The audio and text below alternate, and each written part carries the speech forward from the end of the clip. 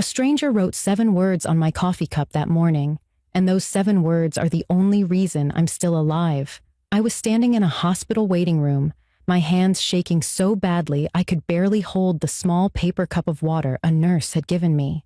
2 police officers were across the room interviewing the barista who had saved my life, a 19-year-old girl with purple hair who kept wiping tears from her cheeks as she spoke. Through the window behind them, I could see paramedics wheeling a man out on a stretcher, his wrists handcuffed to the rails even though he was barely conscious. I watched them load him into an ambulance, and I felt nothing. No relief, no anger, just a cold, hollow emptiness that I didn't know how to fill. That was the day I walked into my regular coffee shop on a normal Tuesday morning and walked out running for my life. A man had followed me inside, a man I had never spoken to, but who had been watching me for weeks. He had a plan for me that day. He had tools in his pocket and photographs of me in his car, and the only thing that stopped him was a teenage barista who noticed something I completely missed and decided to risk everything to warn a stranger. I need to take you back to before that morning so you can understand how invisible the danger really was. My name is Tessa, and at 27 years old, I was living the kind of quiet, predictable life that made me feel safe. I worked as an elementary school art teacher in Portland, Oregon, spending my days helping second graders learn how to mix paint colors and express themselves through drawings and collages. I loved my job more than I ever expected to. There's something pure about watching a 7-year-old discover that blue and yellow make green, something that reminded me why I chose this career in the first place. I lived alone in a small rental house in a quiet neighborhood about 10 minutes from the school. The house was old but charming, with hardwood floors that creaked and a backyard just big enough for the small vegetable garden I never quite managed to keep alive. My neighbors were mostly young families and retired couples, the kind of people who waved when you walked by and kept an eye on each other's packages. It felt safe. It felt like the kind of place where nothing bad could happen. My younger brother Gavin lived across town. He was 24 and worked as a physical therapist at a sports medicine clinic. We weren't the type of siblings who talked every day, but we were close in the way that mattered. Every Wednesday night, we had dinner together at our parents' house, a tradition that had started when I moved back to Portland 3 years ago and never stopped. Our mother Lorraine was a retired nurse who spent her days gardening and worrying about both of us living in the city. She called me at least twice a week to remind me to lock my doors and check my smoke detectors. Our father Dean was quieter, the kind of man who showed love through action rather than words. He was always showing up at my house unannounced to fix a leaky faucet or replace a light bulb I hadn't even noticed was out. My mornings always started the same way. I woke up at 6, showered, got dressed, and walked 3 blocks to a coffee shop called Mosaic Brew. It was a small place with exposed brick walls and local artwork hanging for sale. The tables were mismatched, the chairs were old, and the whole place smelled like fresh espresso and baked goods. I had been going there every weekday morning for almost 2 years, always arriving at 6:45, always ordering the same thing, a medium vanilla latte with oat milk. The staff knew me by name. The owner, a woman in her 50s named Paulette, would wave at me from the back when she saw me come in. The morning barista was a college student named Sierra, a girl with short purple hair and a small nose ring who always drew little smiley faces or hearts on my cup. She was studying psychology at Portland State and worked the early shift to pay for her textbooks. We weren't friends exactly, but we had the kind of easy familiarity that comes from seeing someone at the same time every single day. She knew my order before I said it. I knew she had a cat named Mochi and a boyfriend who played in a band. My life felt ordinary in the best possible way. I had a job that fulfilled me, a family I was close to, and a routine that brought me comfort. I never walked through the world feeling afraid. I never looked over my shoulder or wondered if someone was watching me. I thought I was aware of my surroundings. I thought I was careful. Looking back now, I realized there were signs I should have noticed. A dark blue sedan that seemed to be parked on my street more often than made sense, sometimes in front of my house and sometimes a few doors down. A prickling feeling on the back of my neck when I walked to my mailbox in the evenings.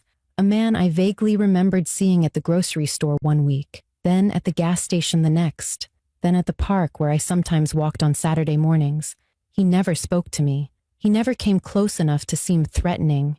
He was just there, existing in the background of my life in a way that felt like coincidence. I told myself it was nothing. Portland isn't that big of a city. You run into the same people sometimes. It doesn't mean anything. I pushed away that uncomfortable feeling and went on with my safe, predictable life, never knowing that someone was studying me the way I studied a painting, learning my patterns, memorizing my schedule, waiting for the perfect moment. And that moment was about to arrive.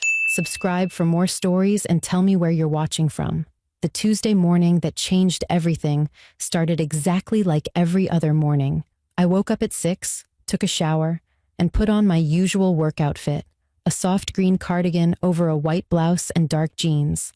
I grabbed my bag, locked my front door, and started the 3-block walk to Mosaic Brew.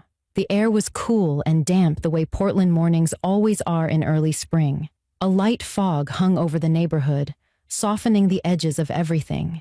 I remember thinking it was peaceful. I remember feeling content. I pushed through the door of the coffee shop at exactly 6:45, the same time I arrived every single day. The familiar smell of espresso and fresh pastries wrapped around me like a warm blanket. I loved that smell. It meant routine. It meant safety. It meant the start of another ordinary day. The shop was quiet that morning. An older woman sat near the window reading a thick paperback novel, a half-eaten muffin on a plate beside her.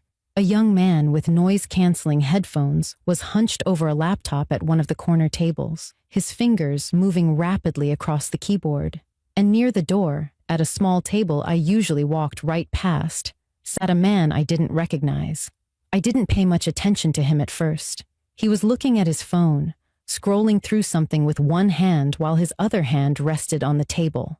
White, maybe mid-30s, medium build, wearing a dark green jacket. He looked completely ordinary, the kind of person you wouldn't remember 5 minutes after seeing them.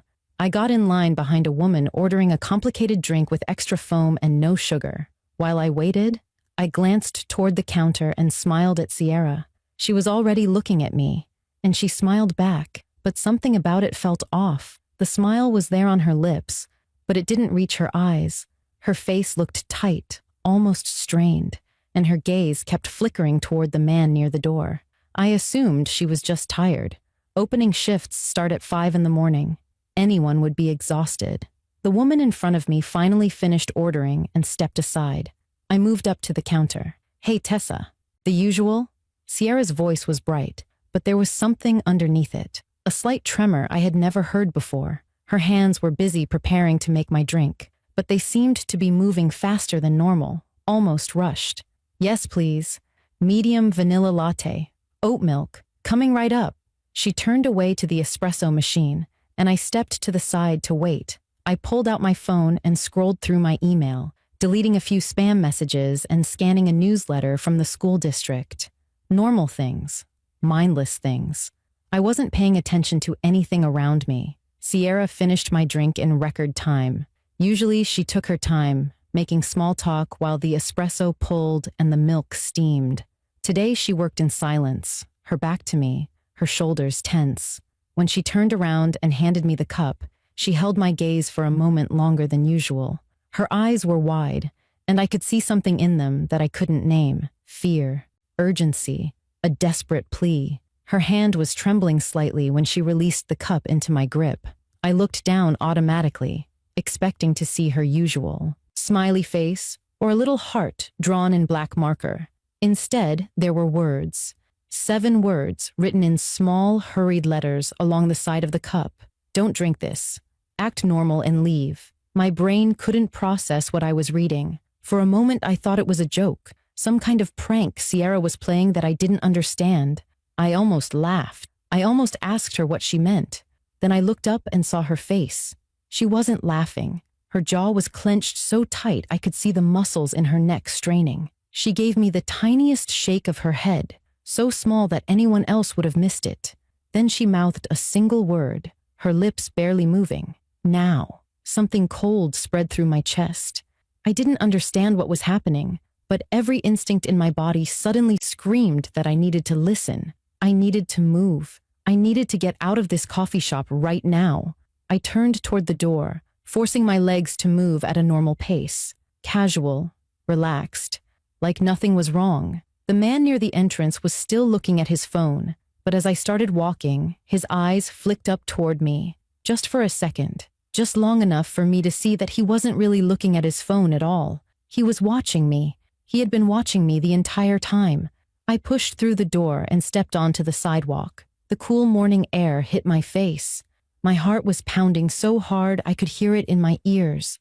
Every part of me wanted to run, but I forced myself to take a few normal steps first, just in case, just to be safe. Then I heard the door open behind me, heavy footsteps on the concrete, moving fast.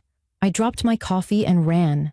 I ran faster than I knew I was capable of running. My bag slammed against my hip with every step. My shoes weren't made for sprinting, and I could feel them slipping on the damp sidewalk. The coffee cup I dropped had splattered across the concrete behind me, but I didn't care. I didn't look back. I just ran. The footsteps behind me were heavy and fast. I could hear them gaining ground, getting closer with every second. My house was 3 blocks away, but it might as well have been 3 miles. I would never make it. Even if I did, my keys were buried somewhere in my bag. By the time I found them and unlocked the door, he would be on me. I needed help. I needed people. I needed somewhere safe right now. My brain raced through options as my legs pumped beneath me. The grocery store was 4 blocks in the wrong direction. The school was too far. Most of the houses around me were dark, their owners still asleep or already gone to work. I couldn't just start banging on random doors and hope someone answered in time. Then I remembered the fire station. It was 1 block to my left, on the corner of Maple and 3rd. I had driven past it 1,000 times without really seeing it. A squat brick building with big red garage doors and an American flag hanging out front. I had never been inside. I had never had a reason to notice it. But right now, it was the only thing that mattered. I cut hard to the left, nearly losing my footing as I changed direction. A car horn blared somewhere close, and I realized I had run into the street without looking. I didn't stop. I couldn't stop. The footsteps behind me faltered for just a moment, thrown off by my sudden turn, and I used that moment to push harder. The fire station was right there, 50 feet, 30 feet, 20. I slammed into the side door with my full weight, and it flew open.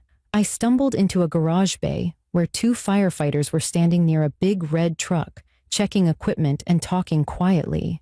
They looked up in shock as I burst through the door, gasping for air, tears already streaming down my face.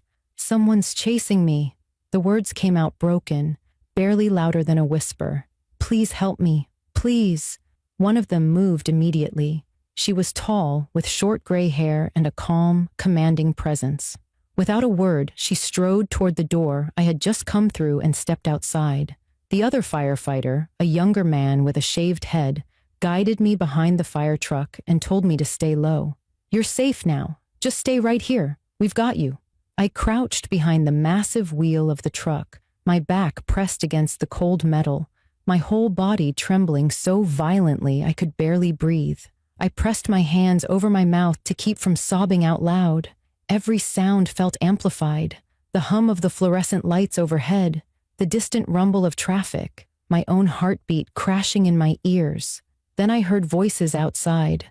The female firefighter, her tone polite but firm. "Can I help you with something?" A man's voice answered, calm, friendly, completely normal. "Yeah, sorry to bother you. I'm looking for my girlfriend. We had a fight this morning and she ran off. I just want to make sure she's okay. Have you seen a woman come through here? Green sweater, blonde hair?" My stomach turned to ice. He was describing me. He was standing right outside, describing exactly what I was wearing, pretending to be my boyfriend, pretending this was all some misunderstanding. The firefighter's voice didn't waver. "There's no one here matching that description. You should move along." A pause, longer than it should have been. I could picture him standing there, deciding what to do, weighing his options. The silence stretched until I thought I might scream. Then footsteps, walking away. Slow at first, then fading into the distance. The younger firefighter looked down at me with kind eyes. "Stay here. We're calling the police right now."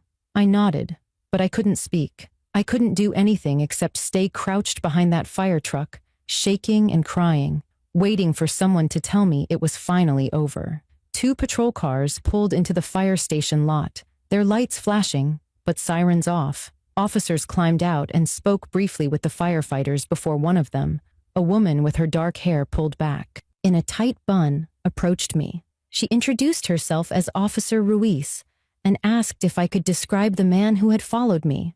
I did my best, but my voice kept breaking and my memories felt scattered.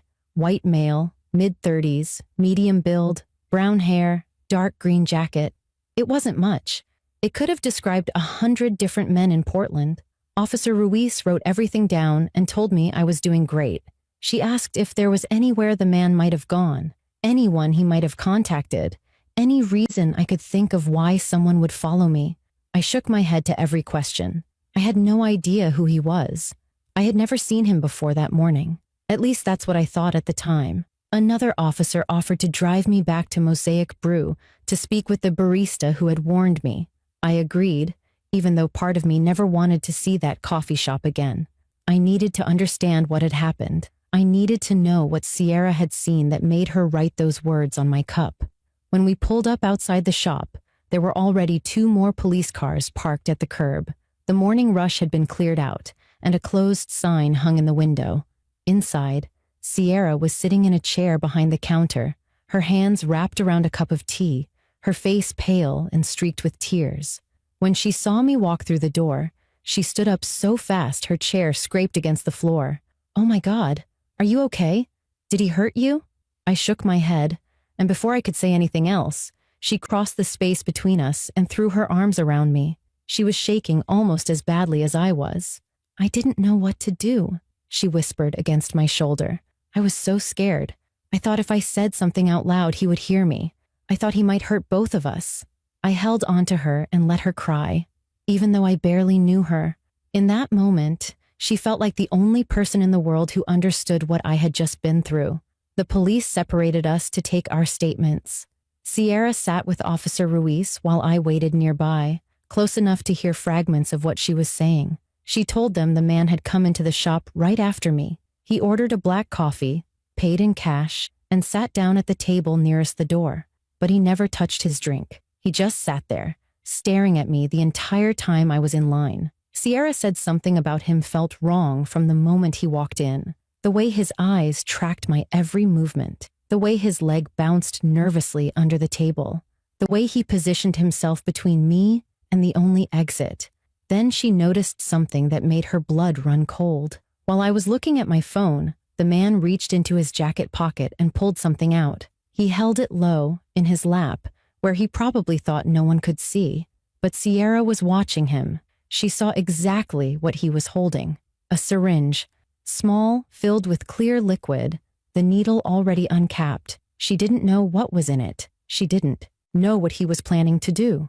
But she knew it wasn't anything good. Her first instinct was to call out, to warn me directly, but she was terrified that if she did, he might panic and attack. She thought about calling 911, but she was afraid he would see her on the phone and act before help could arrive, so she did the only thing she could think of in that moment.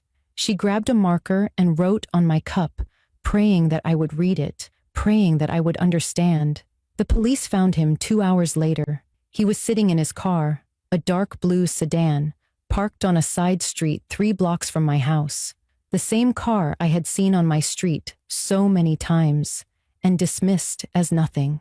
When they searched the vehicle, they found the syringe Sierra had seen, filled with a powerful sedative. They found zip ties and duct tape in the glove compartment. They found a hunting knife under the passenger seat. And in the back seat, they found a folder. Inside were photographs of me, dozens of them.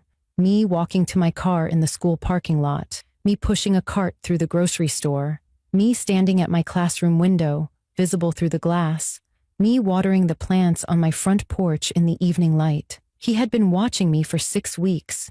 He knew my schedule better than I did. He knew where I lived, where I worked, where I bought my coffee every morning.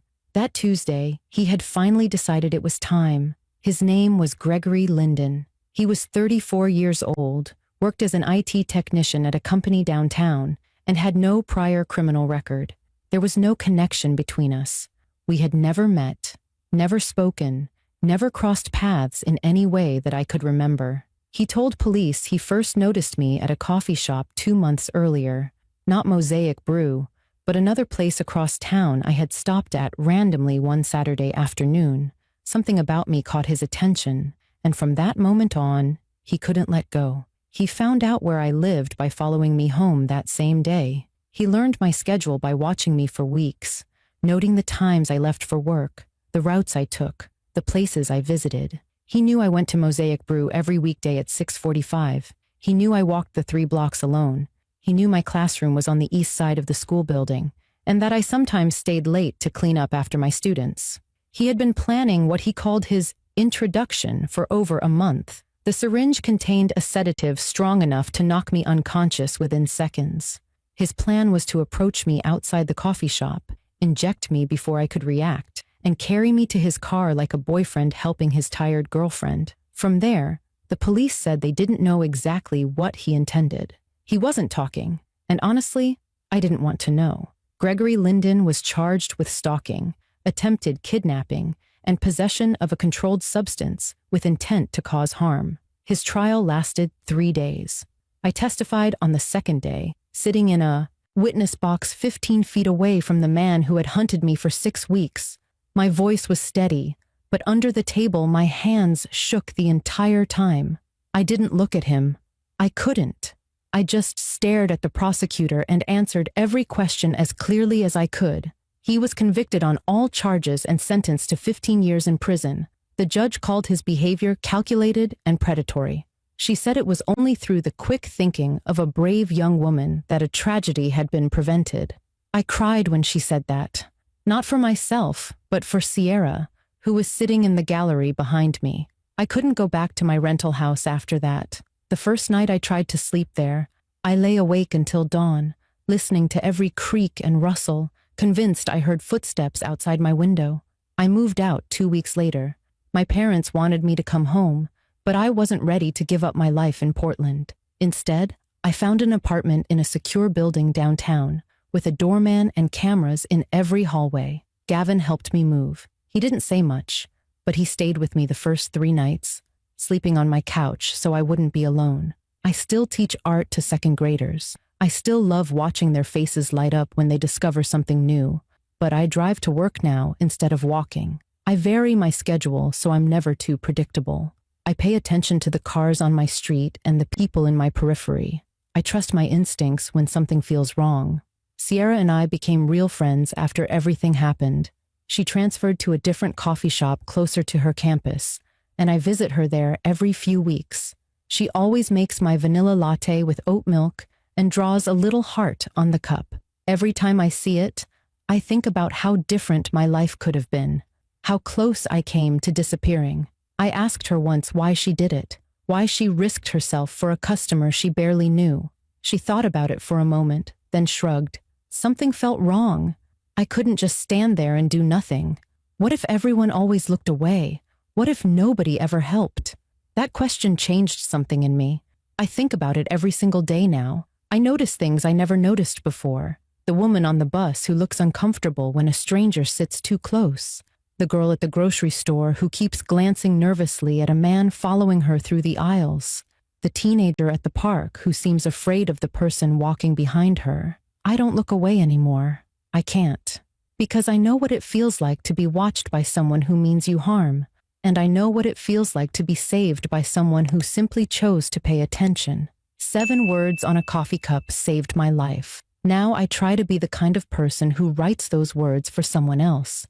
If you want more stories, subscribe and tell me where you're watching from.